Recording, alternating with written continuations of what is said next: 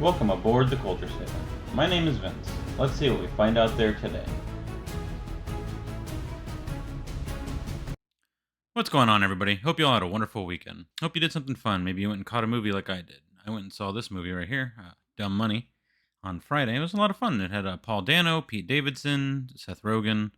Actually working on a review on it, so look forward to that coming up in the next day or two.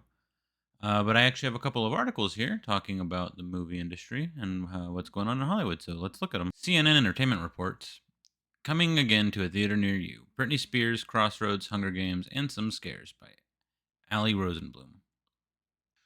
An eclectic list of previously theatrically released movies are making a return to the big screen in October, which appears to be somewhat of a creative solution for a wounded entertainment industry that continues to reel from the dual Hollywood strikes. The ongoing strikes have shut down most television and film production for months, resulting in thousands of people out of work and the delay of many films and TV shows that were both in the middle of and or slated to begin filming.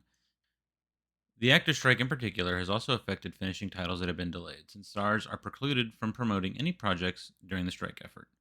As the lull in new content presses on, some of the films headed back to the big screen include 2002 road trip movie Crossroads, starring pop music icon Britney Spears, ahead of the October 24th release of her memoir, The Woman in Me. Plus, first Hunger Games movie, as well as a full docket of horror films just in time for Halloween. Like we said, it's an eclectic mix. So let's go over the movies that are going to be re-releasing soon. Crossroads with Britney Spears from 2002. It's a movie with her and some girls going on like a road trip. I never saw it. Bet you my wife did. I haven't. Hunger Games from 2012. Of course, they're re-releasing this because, like I said earlier, they have that new Hunger Games prequel coming out. So they're just putting this out because good hype, makes sense. For the last month or two, whenever I talk to friends or family or anything, I always mention how I think that the theater's only solutions are going to be bringing old movies back. Movies from when I was a kid, movies from I wouldn't say when I was a kid, I'd say like early 2000s movies, like these are right here. Anything released between like maybe 95 and 2015. Stuff that the people younger than me, people in their younger 20s, early 20s, people in their teens may have, seen at home with their friends, their family, their brothers or sisters having shown them these movies that they just, grew up watching but never actually got a chance to see in theaters. And that's exactly what it looks like they're doing. Hunger Games. Midsummer 2019, a little more recent. I know a lot of people really like that one, though, a lot of horror fans. So I guess, with Halloween right around the corner, that makes sense. The Exorcist, double whammy there. You got the double of the Halloween, and there's that new Exorcist film coming out also next month, I believe. CBR.com reports The Nun 2 crosses 200 million at the box office as Expendables 4 debuts in single digits. The Nun 2 has surprisingly taken the top spot at the North American box office yet again, continuing its reign in its third consecutive weekend. The Conjuring Universe's The Nun 2 has gone past the $200 million mark, bringing the most successful horror franchise back on track. However, the results come at the expense of the Expendables 4, aka Expendables, what a dumb name, which has turned out to be an instant flop. I'm not surprised. I can't even remember when the third one came out, but it's been years. Nobody wants to watch a bunch of old men in an action movie anymore. It was innovative. I don't know if that's the right word. It was a novelty. That's it. It was a novelty when the first one came out, and the second one, they were kind of fun, but I didn't even watch the third one. I don't know many people who did, and I guess that goes for the fourth one as well. The Expendables sequel experienced a disastrous opening, securing only $8.3 million in its debut weekend. Oh my god, that's low. Almost half of the early estimations, as well as that of the third entry. This marks the lowest start in the action series history, indicating a fading interest in the franchise and putting a big question mark on its future. This opening has also contributed to an unusually lackluster September for the industry, with this weekend marking the lowest grossing of the year so far. Really? Unusually lackluster September for the industry? Like nobody saw that coming with the strikes, with them not producing anything for 5 months now, for half a year. There were definitely films that were near the end of the production cycle and about to, they were in the middle of being made, of being edited, of being wrapped up. That should be out right now in September and October.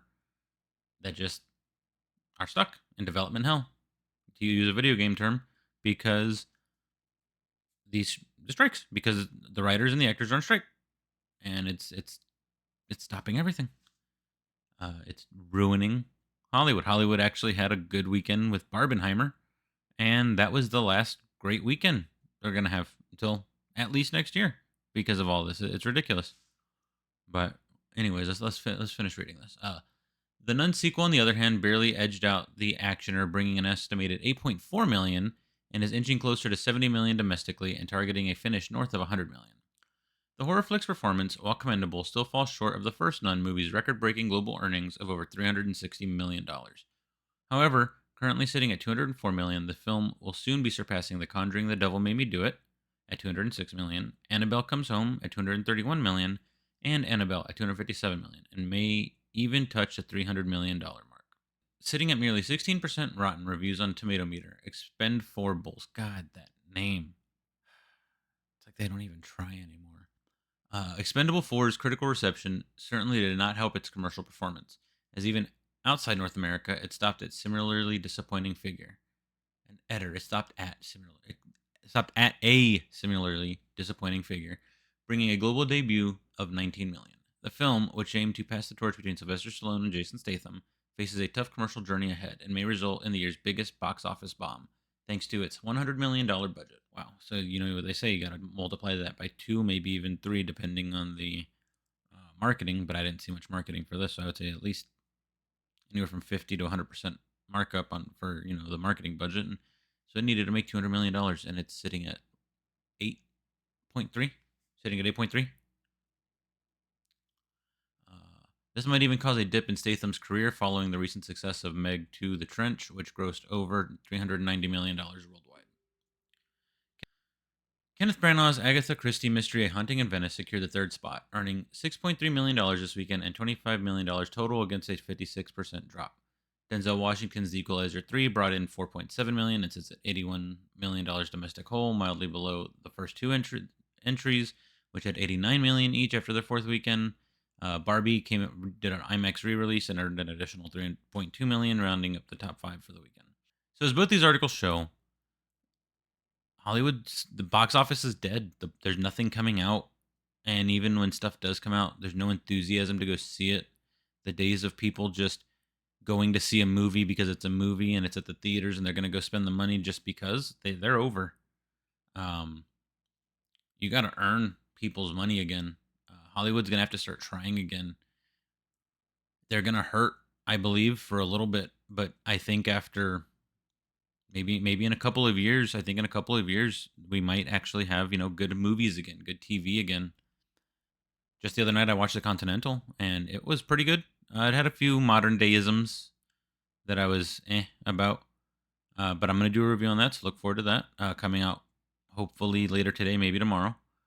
But yeah, look forward to that. And I believe shows like The Continental and films like Oppenheimer show that there is still a drive in certain creatives in Hollywood to still be creative and to still put out good quality programming, good quality films, good artistic films that tell a story and actually have a point behind them and actually try and get people to think or give a message that isn't the message and isn't shoving it down your throat, but just tell a good story. And hopefully that'll happen. Hopefully we'll have, between now and maybe March, a bunch of classic movies returning to theaters for second runs like they just did with the Chris Nolan Batman movies. Those just did theatrical re-releases and did pretty good as far as I know. And hopefully that'll happen again. Hopefully we'll get more of that. And I think we'll see. But you guys tell me what you think in the comments, and I will see you guys next time. Thanks for stopping by. If you like this video, make sure to like, share, and subscribe, and follow me on X at CultureSailor1. I'll see you next time, and as always, fair winds and following seas.